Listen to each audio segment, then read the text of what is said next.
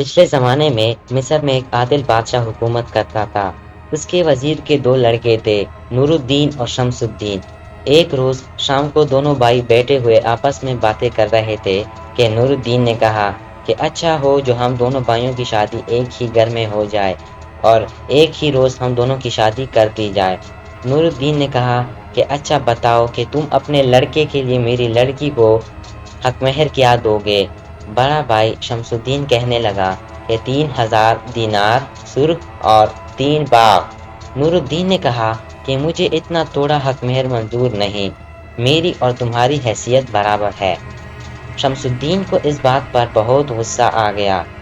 تم میری توہین کر رہے ہو، صبح ہونے دو، میں تمہیں مزہ چکھاؤں گا۔ پھر غصے میں دان پیستا ہوا نکل گیا اور نور الدین کو بھی اپنے بھائی کے سخت الفاظ کا ملال تھا۔ رات بھر دونوں اسی فکر میں پریشان رہے۔ شمس الدین صبح کو اپنے باپ کے ساتھ شکار کھیلنے چلا گیا، لیکن جوٹا نور الدین مناسب زادرہ لے کر بصرہ کی طرف روانہ ہو گیا۔ کئی روز کے تھکا دینے والے سفر کے بعد بصرہ پہنچا اور ایک مکان کا انتظام کر کے تلاش روزگار میں پھرنے لگا۔ اتفاقاً وزیر کی نظر نور الدین پر پڑ گئی۔ اس نے اپنے تجربہ سے اندازہ لگایا کہ یہ کسی اونچے گھرانے کا لڑکا ہے۔ اس نے اپنے ہمراہیوں میں سے ایک شخص کو حکم دیا کہ وہ نور الدین کو اپنے ساتھ لا کر میرے سامنے پیش کرے۔ چنانچہ وہ شخص نور الدین کے پاس آیا اور کہنے لگا، آپ کو وزیر اعظم بلاتے ہیں، میرے ساتھ چلیے۔ نور الدین اس کے ساتھ ہو لیا اور وزیر کی خدمت میں حاضر ہو کر بہت ادب سے سلام کیا۔ وزیر نے بڑی شفقت سے اپنے پاس بٹھایا اور دریافت کیا کہ کہاں کے رہنے والے ہو اور کس طرح یہاں آئے ہو۔ نور الدین نے اپنے حالات بیان کیے اور بتایا کہ میں وزیر اعظم مصر کا لڑکا ہوں، بعض معاملات ناگوار پیش آئے تو گھر سے چلا آیا۔ میں نہیں چاہتا کہ اب اہل خاندان کو اطلاع دوں۔ اگر خدا نے فضل کیا اور میں اپنی قوت بازو سے کسی قابل ہو گیا تو دیکھا جائے گا۔ وزیر نے جو ہر قابل کو پرکھ لیا تھا، چنانچہ نور الدین کو اپنے پاس رکھ لیا اور ہر روز اس کی قابلیت اور ذہانت کا متعارف ہوتا رہا۔ اس عرصہ میں خفیہ ذرائع سے نور الدین کے بیان کی تصدیق بھی کر چکا تھا۔ ایک روز اس نے نور الدین سے کہا کہ میری کوئی نرینہ اولاد نہیں، میں چاہتا ہوں کہ اپنی لڑکی کی شادی تم سے کر دوں اور بطور فرزند داماد وارث بنا لوں۔ نور الدین نے منظور کر لیا۔ چنانچہ وزیر نے بڑی دھوم دھام سے شادی کر دی اور اپنی جائیداد کا وارث کر دیا۔ اسی سنہ میں نور الدین نے اپنی ذاتی استعداد سے شہر میں رسوخ پیدا کر لیا تھا اور تمام امرائے دربار سے اسے پسند کرنے لگے تھے۔ وزیر نے ایک دن اس کو بادشاہ کے سامنے اپنے بھتیجے اور داماد کی حیثیت سے پیش کیا۔ بادشاہ نے دربار کی حاضری کی اجازت دے دی اور امرائے دربار میں شامل کر لیا۔ قضاء و قدر سے جس دن نور الدین کے ہاں لڑکا پیدا ہوا، اسی روز شمس الدین کے گھر لڑکی پیدا ہوئی اور اسی طرح جو وہ خواب دونوں بھائیوں نے تصور میں دیکھا تھا، اصل حقیقت بن گیا۔ نور الدین نے اپنے لڑکے کا نام بدر الدین حسن رکھا۔ باپ اور نانا نے بچے کے مستقبل کا شروع ہی میں فیصلہ کر لیا تھا، چنانچہ اس کی تربیت کا بہترین انتظام کر دیا گیا تھا اور یہ لوگ عیش و عشرت کی زندگی بسر کرتے رہے۔ نور الدین شاہی دربار میں جاتا رہتا تھا اور اپنی قابلیت اور قوت کا قدگی سے بادشاہ کے دل میں گھر کر چکا تھا۔ جب وزیر اعظم بصرہ یعنی نور الدین کے ہسرہ کا قضاء الہی سے انتقال ہوا تو بادشاہ نور الدین کو اپنا وزیر بنا لیا۔ شمس الدین تو اس وقت بھائی سے لڑ کر باپ کے ساتھ شکار کو چلا گیا تھا، لیکن واپسی پر اس کو ندامت ہوئی کہ خواہ مخواہ آپس میں لڑے اور میں نے اپنے چھوٹے بھائی کو ملامت کی جو مناسب نہ تھی۔ چنانچہ جب وہ واپس آیا تو معلوم ہوا کہ نور الدین کسی طرح خاموشی سے نکل گیا ہے۔ شمس الدین کو بڑا صدمہ ہوا اور باپ کو اس کے چلے جانے کی اطلاع دی، لیکن وہ واقعہ ظاہر نہ کیا جو جھگڑے کی بنا تھی۔ باپ نے ہر چند نور الدین کو تلاش کیا لیکن کامیابی نہ ہوئی، مجبوراً صبر کر کے خاموش ہو گیا۔ کچھ دن کے بعد شمس الدین کی شادی ہو گئی اور اسی دوران باپ کا انتقال ہو گیا۔ اور شاہ مصر نے شمس الدین کو اپنا وزیر مقرر کر لیا۔ لیکن شمس الدین کے دل سے پشیمانی کا وہ احساس نہ گیا کہ صرف میری وجہ سے چھوٹا بھائی گھر چھوڑنے پر مجبور ہوا، اور اب خدا جانے وہ کس حال میں ہوگا۔ نور الدین نے اپنے زمانہ وزارت میں رعایا کے راحت و آرام کے لیے بڑے کام سر انجام دیے، اور لوگ اس سے محبت کرنے لگے کہ شاید ہی کسی وزیر کو اتنی دلعزیزی حاصل ہو۔ اور اس دوران اس کا لڑکا بدر الدین حسن بھی تعلیم و تربیت حاصل کر کے جوانی کی سرحد میں داخل ہو چکا تھا۔ چنانچہ نور الدین اس کو اپنے ساتھ دربار میں لے جاتا اور ذمہ دار کاموں کی عملی تعلیم دیتا۔ بادشاہ بھی اس سے خوش تھا۔ رعایا کے مفاد کے لیے کے کاموں کی نگرانی بدر الدین حسن کے سپرد تھی، اور وہ عوام میں مقبول ہو گیا کہ لوگ اس پر پروانہ ورثان ہوتے تھے۔ اسی زمانے میں نور الدین بیمار پڑ گیا، اور بادشاہ نے وزارت عظمی کا کام بھی بدر الدین کے سپرد کر دیا۔ دربار میں اکثر کچھ حاسد بھی تھے جو ان باپ بیٹوں کا اقتدار دیکھ کر جلتے تھے۔ انہوں نے موقع سے فائدہ اٹھایا اور بادشاہ کو یہ سمجھایا کہ بدر الدین حسن اور نور الدین رعایا میں بہت مقبول ہیں، اور ان کا اتنا اثر قائم ہو چکا ہے کہ اگر آپ کے خلاف کھڑے ہو گئے تو آپ کو یا آپ کے شہزادے کو سلطنت سنبھالنی مشکل ہو جائے گی۔ اور کیا تعجب ہے کہ یہ حکومت پر قبضہ کرنے کی نیت ہی سے آج تک ایسی کوشش کرتے رہے ہوں کہ عوام اور ہاتھ سے اچھا برتاؤ کر کے اپنے شریک کر لیں۔ بات ایسی موقع کی تھی کہ بادشاہ کے دل میں شک کی بنیاد بیٹھ گئی، اور اس نے فیصلہ کر لیا کہ کوئی الزام لگا کر ان کو الگ کرنا چاہیے۔ اتفاقاً نور الدین کی علالت زیادہ بڑھ گئی اور چند ہی روز میں انتقال ہو گیا۔ بدر الدین حسن اپنے باپ کے غم میں دیوانہ ہو گیا اور ہر وقت اس کو یاد کرتا اور روتا۔ اسی عرصہ میں بادشاہ نے ایک دوسرا شخص وزیر اعظم مقرر کر دیا، اور ایام ماتم پورا ہونے سے پیشتر ہی حکم دیا کہ بدر الدین حسن کو گرفتار کر لیا جائے اور اس کا مال و املاک ضبط کر لیا جائے۔ اس کے باپ کے نمکواروں میں سے ایک وفادار شخص خاموشی سے آیا اور بدر الدین سے کہنے لگا کہ اسی وقت کسی طرف کو نکل جاؤ، ورنہ ممکن ہے کہ اپنی جان سے بھی ہاتھ دھونے پڑیں۔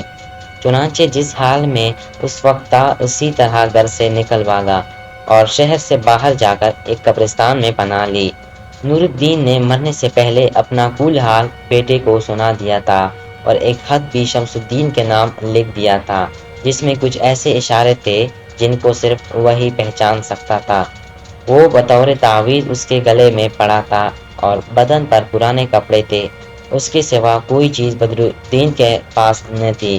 اتفاقاً ایک یہودی کہیں سے آ گیا اور بدر الدین کو اس حالت میں دیکھ کر کہنے لگا کہ آپ یہاں اس حالت میں کیوں پڑے ہیں؟ بدر الدین سمجھ گیا کہ اس کو معلوم نہیں۔ اس نے جواب دیا، میں والد کو خواب میں اسی حالت میں دیکھا، وہ ناراض ہو رہے تھے کہ میرے پاس نہیں آیا۔ مجھے اتنی پریشانی ہوئی کہ اسی وقت گھر سے نکلا اور یہاں چلا آیا۔ پھر یہودی کہنے لگا، آپ کے آدمی جو مال لیے آ رہے ہیں ان میں سے فلاں مال خریدتا ہوں، اگر آپ تیار ہو تو 10,000 دینار منافع اور 1,00,000 اصل قیمت میں دینے کو تیار ہوں۔ آپ مجھے تحریر لکھ دیں۔ بدر الدین کو غنیمت معلوم ہوا، چنانچہ اس نے منظور کر لیا اور تحریر لکھ دی۔ یہودی نے نفع کی رقم تو اسی وقت ادا کر دی اور 1,00,000 روپے کی ہنڈی مصر میں اپنے اڑتی کے ہاتھ دے دی۔ اس کے بعد یہودی چلا گیا اور بدر الدین وہیں ایک سمت لیٹ کر سو گیا۔ اتفاقاً ادھر سے ایک جن کا گزر ہوا اور بدر الدین کی حسن دیکھ کر ٹھہر گیا۔ تھوڑی دیر میں ایک پری آئی اور جن سے کہنے لگی کہ مصر کے وزیر کی ایک بہت ہی خوبصورت لڑکی ہے، اور بادشاہ نے ناراض ہو کر اس کی شادی ایک کبڑے سائی سے کرنے کا حکم دیا ہے۔ چنانچہ آج رات کو وہ شادی ہونے والی ہے۔ میری رائے میں بہتر یہ ہے کہ اس نوجوان کو وہاں لے چلو اور کبڑے سائی کی بجائے نوجوان سے شادی کرا دو۔ جن نے منظور کر لیا اور بدر الدین کو لے کر مصر گیا۔ اسی وقت کبڑا سائی دلہا بنا جا رہا تھا۔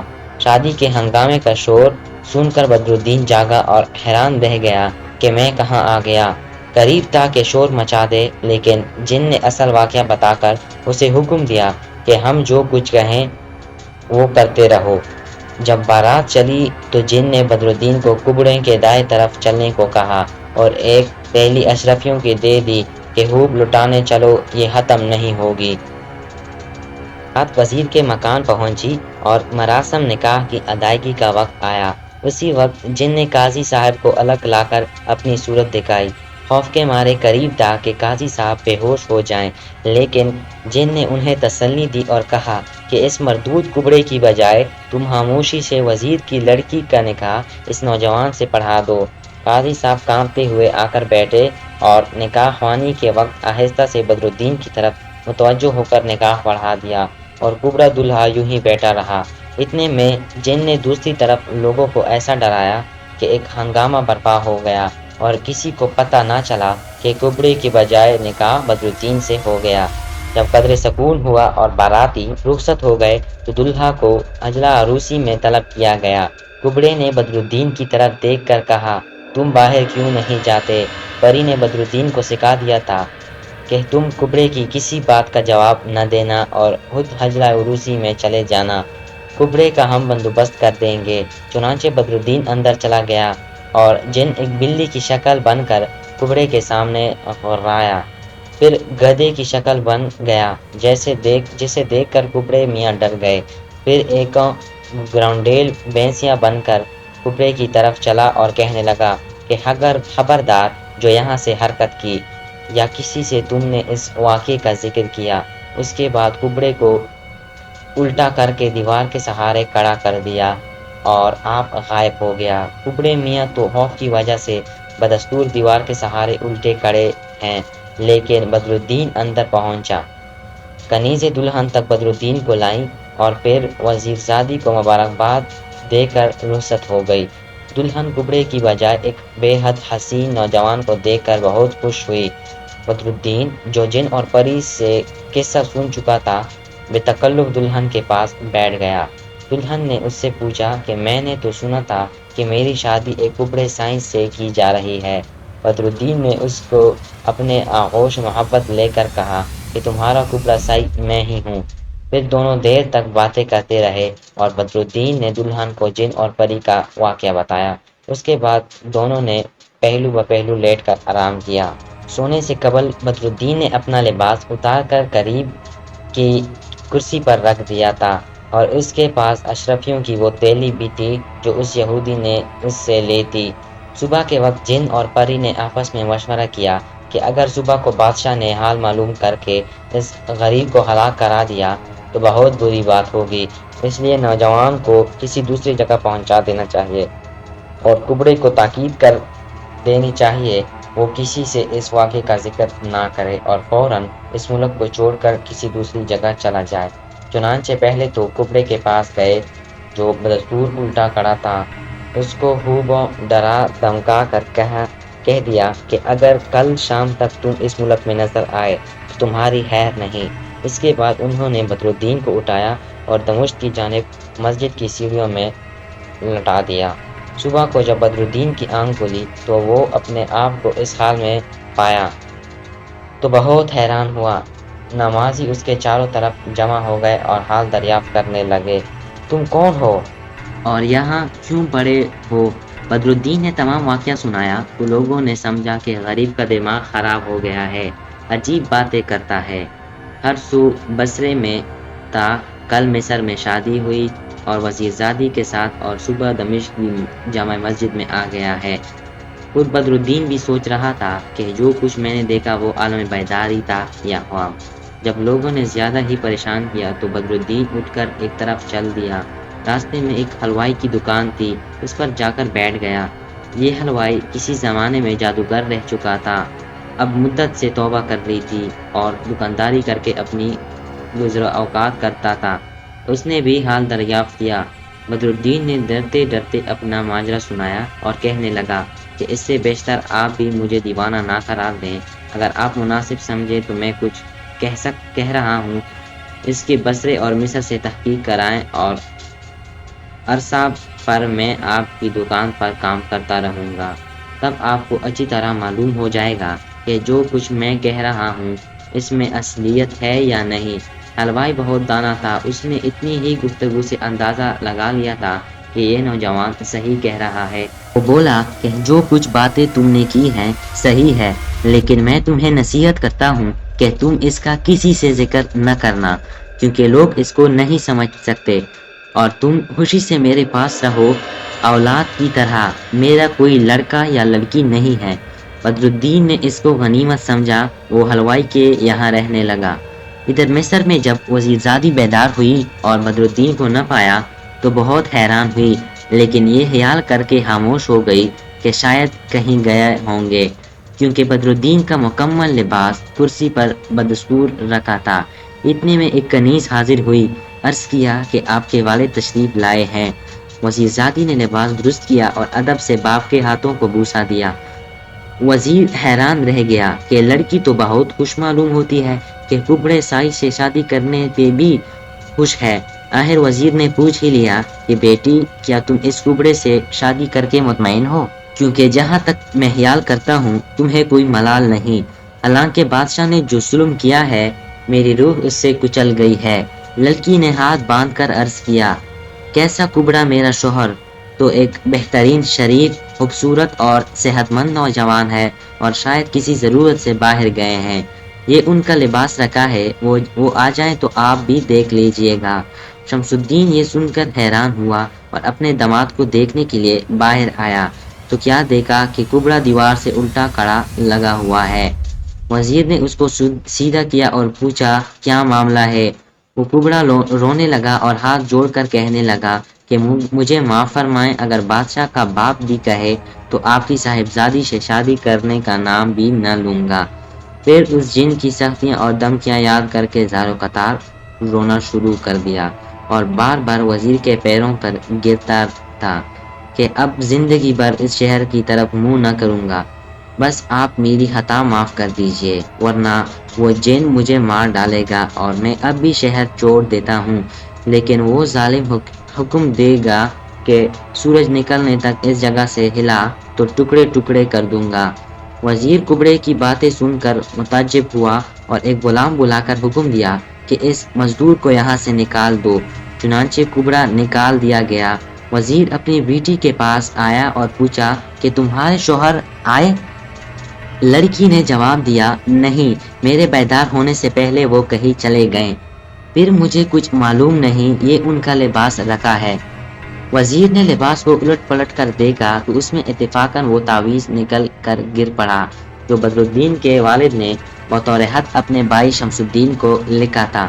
شمس الدین نے اس کو کھول کر پڑھا اور کچھ دیر سکتے کے عالم میں کھڑا رہا، پھر ہنس کر اپنی بیٹی سے کہنے لگا کہ واقعی تم سچ کہتی تھی، لیکن میں خوش ہوں کہ تمہارا شوہر میرے گمشدہ بھائی کا لڑکا اور میرا عزیز ترین بھتیجا ہے۔ شہزادی یہ سن کر اور بھی خوش ہوئی اور اس نے باپ سے جن کا وہ قصہ بیان کر دیا جو بدرالدین نے اس کو سنایا تھا۔ وزیر کہنے لگا کہ وہ جن تمہارے شوہر کو کسی اور جگہ لے گیا ہے۔ خدا پر بھروسہ رکھو جس نے تمہیں اس مردود کبڑے سے نجات دی، وہ میرے پیارے بھتیجے کو ملا دے گا۔ وزیر نے اس قصے کو بالکل پوشیدہ رکھا اور بدرالدین کا لباس اٹھا کر احتیاط سے رکھوا دیا اور خاموشی سے اس کی تلاش شروع کرا دی۔ چند روز بعد بادشاہ کا غصہ بھی جاتا رہا۔ اس نے شمس الدین کو بلا کر اس کا قصور معاف کرا دیا اور دوبارہ وزارت پر متعین کر دیا۔ اس وقت شمس الدین نے لڑکی کی شادی کا مکمل قصہ بادشاہ کو سنایا۔ بادشاہ سن کر بہت خوش ہوا اور چاروں طرف قاصد روانہ کیے کہ جہاں کہیں بدرالدین کا نشان ملے ڈھونڈ کر لاؤ۔ 9 ماہ گزر گئے اور بدرالدین کا کہیں پتہ نہ چلا۔ وزیرزادی کے ہاں ایک خوبصورت لڑکا پیدا ہوا، اس کا نام عجب رکھا گیا۔ نانا نے اس کی تعلیم و تربیت کا بہت اچھا انتظام کیا۔ زیادہ محبت و پیار کی وجہ سے عجب بہت شریر ہو گیا تھا اور اپنے ہم سبق لڑکوں کو اکثر پریشان کیا کرتا تھا۔ ایک روز لڑکوں نے مشورہ کیا کہ اس کو شرمندہ کرنا چاہیے تاکہ یہ شرارت کرنا بند کر دے۔ چنانچہ جب عجب آیا تو سب لڑکے اکٹھے ہوئے اور کہنے لگے، آؤ ایک کھیل کھیلیں، اور سب سے پہلے ہر لڑکا اپنے باپ کا نام بتائے گا اور کسی کو معلوم نہ ہوا تو اس کو نہیں کھلائیں گے۔ چنانچہ سب لڑکوں نے اپنے باپ کا نام بتا دیا۔ جب اس کا نمبر آیا تو اس نے اپنے باپ کا نام شمس الدین بتایا۔ لڑکے اس پر ہنسے اور کہا وہ تمہارا نانا ہے۔ باپ کا نام عجب بہت شرمندہ ہوا اور روتا ہوا استاد کے پاس آیا تو استاد نے قصہ سنا کر کہ واقعی تمہارے باپ کا نام تو کوئی نہیں جانتا۔ عجب نے گھر جا کر ماں سے سب واقعہ بیان کیا۔ وہ بھی اپنے شوہر کو یاد کر کے بہت روئی اور بیٹے کو تسلی دی کہ بہت جلد تمہارے ابا کو بلاؤں گی۔ شام ہوئی اور وزیر نے خیال کیا کہ اب میری بیٹی آئبہ میں فرق آ رہا ہے۔ چنانچہ بادشاہ کی حضرت میں حاضر ہوا اور داماد کی تلاش میں جانے کے لیے 10 ماہ کی رخصت مانگی۔ بادشاہ نے بہوشی اجازت دے دی اور قریب و جوار کے کل بادشاہ کو خط لکھ دیے کہ میرا وزیر ایک کام کے سلسلے میں آ رہا ہے، جو ممکن ہو اس کی امداد کی جائے یا گویا مجھ پر ذاتی احسان ہے۔ شمس الدین نے سفر سامان باندھ لیا اور اپنی بیٹی اور نواسے کو لے کر بدر الدین کی تلاش میں روانہ ہوا۔ شہر کی پہلی منزل دمشق تھی۔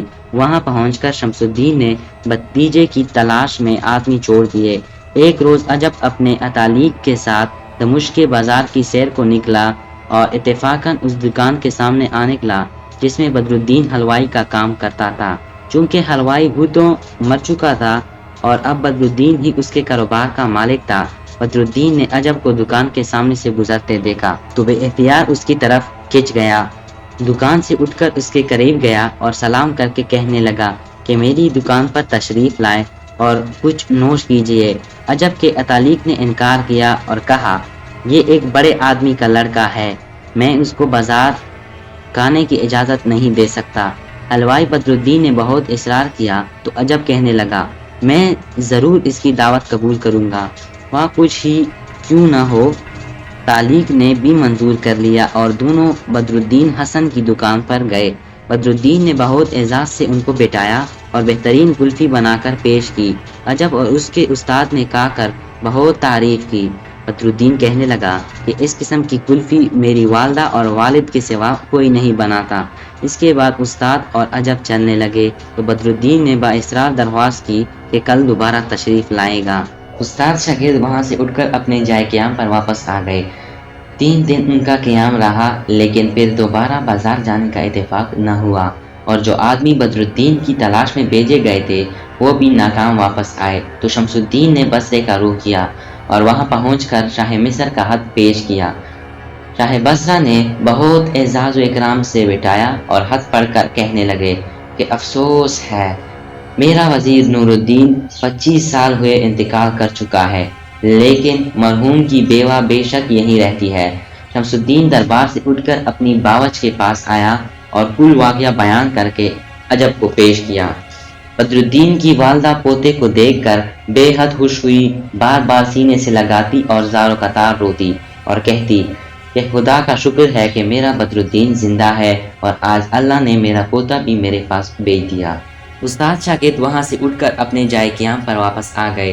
3 دن ان لوگوں کا قیام رہا لیکن پھر دوبارہ بازار جانے کا اتفاق نہ ہوا اور جو آدمی بدر الدین کی تلاش میں بھیجے گئے تھے وہ بھی ناکام واپس آئے تو شمس الدین نے بصرے کا رخ کیا اور وہاں پہنچ کر شاہ مصر کو خط پیش کیا۔ شاہ بصرہ نے بہت اعزاز و اکرام سے بٹھایا اور خط پڑھ کر کہنے لگے کہ افسوس ہے، میرا وزیر نور الدین 25 سال ہوئے انتقال کر چکا ہے، لیکن مرحوم کی بیوہ بے شک یہیں رہتی ہے۔ شمس الدین دربار سے اٹھ کر اپنی باورچ کے پاس آیا اور کل واقعہ بیان کر کے عجب کو پیش کیا۔ بدر الدین کی والدہ پوتے کو دیکھ کر بے حد خوش ہوئی، بار بار سینے سے لگاتی اور زار و قطار روتی اور کہتی کہ اے خدا کا شکر ہے کہ میرا بدر الدین زندہ ہے اور آج اللہ نے میرا پوتا بھی میرے پاس بھیج دیا۔ اس کے بعد شمس الدین پھر دمشق واپس آیا اور اپنی باوج یعنی بدر الدین کی والدہ کو بھی ساتھ لیتا آیا۔ شمس الدین نے سب سے کہہ دیا کہ جو کچھ خرید و فروخت کرنی ہو کل یہاں سے کوچ ہوگا۔ سب لوگ بازار چلے گئے۔ عجب بھی اپنے استاد کے ساتھ سیر کرتا ہوا بدر الدین کی دکان کے سامنے سے گزرا۔ بدر الدین تعظیم کے لیے کھڑا ہو گیا، دونوں کو بااصرار دکان پر لایا اور بہت خاطر مدارت کی، پھر بہترین کلفی بنا کر پیش کی۔ شام کو جب واپس آ گئے تو بدر الدین کی والدہ ہر وقت پوتے پر جان نثار کرتی تھی۔ آج بڑے اہتمام سے ان کے لیے کلفی بنائی اور رات کو کھانے پر عجب کو دی۔ عجب کی طبیعت سیر تھی، لیکن دادی کے اصرار پر کھانے لگا اور توڑی کھا کر چھوڑ دی اور کہنے لگا کہ دادی اماں، آج میں نے بازار سے ایک حلوائی کی دکان سے کلفی کھائی تھی جو اس سے بھی زیادہ لذیذ تھی۔ دادی یہ سن کر چونکی۔ پہلے تو اتالیق کو بلا کر سخت سست کیا کہ تم میرے بیٹے کو بازار سے کھلاتے ہو۔ اتالیق نے عذر دے کیا کہ وہ حلوائی اتنا مصر ہوا کہ انکار کرنا نہ پڑا، اس لیے یہ غلطی ہو گئی۔ اس کے بعد بدرالدین کی والدہ نے ایک غلام کے ہاتھ اس دکان سے کلفیاں منگوائی اور کھائی تو حیران رہ گئے۔ اس وقت شمس الدین کو بلا کر انہوں نے سب واقعہ بتایا اور کہا کہ آپ اس حلوائی کو بلا لیں، ایسی کلفی میرے بیٹے بدرالدین کے سوا کوئی نہیں بنا سکتا۔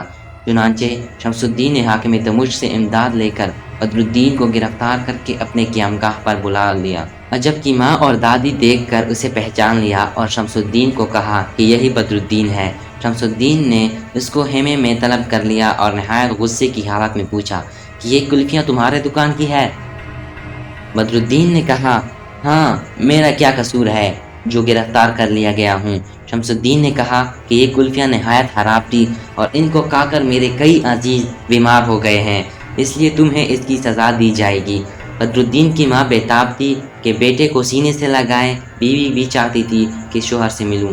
شمس الدین نے دونوں کو سمجھا دیا کہ اگر دفعتاً اس کو اتنی مسرت حاصل ہو گئی تو مرگ کا اندیشہ ہے۔ چنانچہ وہ دونوں خاموش ہو گئی۔